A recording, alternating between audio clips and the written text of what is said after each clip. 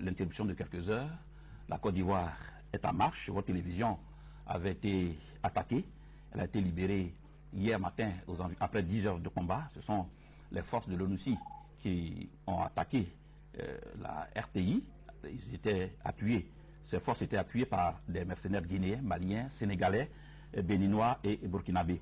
Le président de la République, le président Laurent Gbagbo, est à sa résidence et cette résidence n'a jamais été attaquée, contrairement à ce qui est annoncé par les radios dites internationales, les radios françaises, les télévisions françaises, les radios et télévisions américaines, les radios et télévisions britanniques, ces radios qui se sont surnommées pompeusement radio internationale. Le président de la République est donc au travail, il continue de veiller sur la Côte d'Ivoire et sur tous ceux qui habitent et croient à notre pays.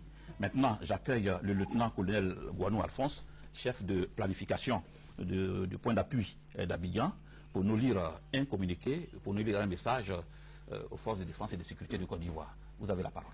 Merci. Communiqué numéro 1 du PC du point d'appui du 2-04-2011. Depuis le début de la crise post-électorale, les positions des forces de défense et de sécurité de Côte d'Ivoire ont été attaquées par des hordes de combattants de fortune appuyés notamment par les forces de l'ONUCI et de la LICON. Partout sur le territoire national, les actions de ces forces se sont soldées par des assassinats, des tueries, des vols, des enlèvements, des viols dont étaient malheureusement victimes d'innocentes populations. Également par la destruction des biens privés et des infrastructures publiques.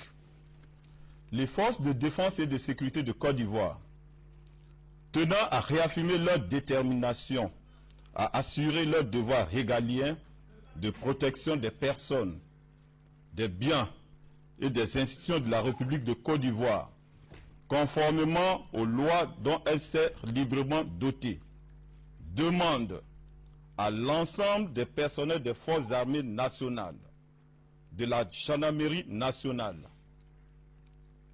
de la police nationale, des douanes ivoiriennes, des eaux et forêts et des affaires maritimes à rejoindre les unités suivantes. Base navale de Lokodjiro, escadron de Yopougon, le premier BCP de l'ancien camp d'Akwedo, le premier bataillon du nouveau camp d'Akwedo, le demi situé à Cocody, non loin de Sécos. Elles invitent par ailleurs les vaillantes populations ivoiriennes et celles des pays amis vivant en Côte d'Ivoire à rester vigilantes et à vaquer librement à leurs occupations en toute quiétude. Faites à Abidjan le 2 avril 2011. Je vous remercie. Merci mon colonel.